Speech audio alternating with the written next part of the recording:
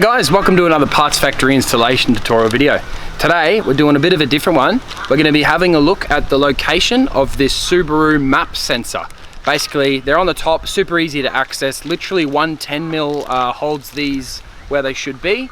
But the reason you might want to be changing this is you might be experiencing a Subaru engine light, possibly poor acceleration, poor fuel economy, etc, etc. Sometimes it's best to scan the car first, find out if it is this.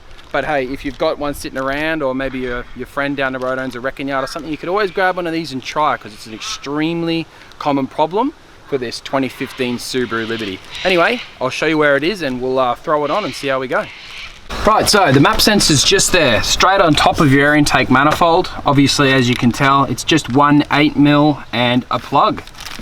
This one here, we have one from Parts Factory Australia, so if you do require one, I believe they're free express post anywhere in Australia, and yeah, pretty much OEM exact replica. You just plug it in and there you go. Hopefully it fixes some of your stalling or poor fuel economy issues, etc, etc.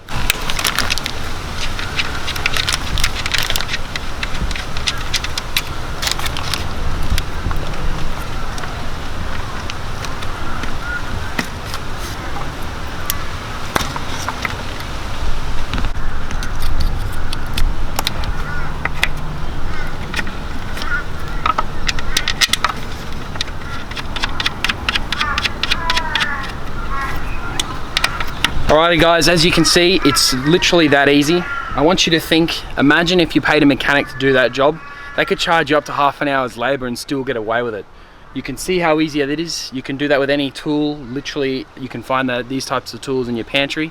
And yeah, head on to the link, we'll stick it in the right corner. You can check out the product. Literally, this whole job's gonna cost you 60 bucks. We deliver anywhere in Australia, free express post. So yeah, check it out guys. Thanks for watching, I'll see you next time.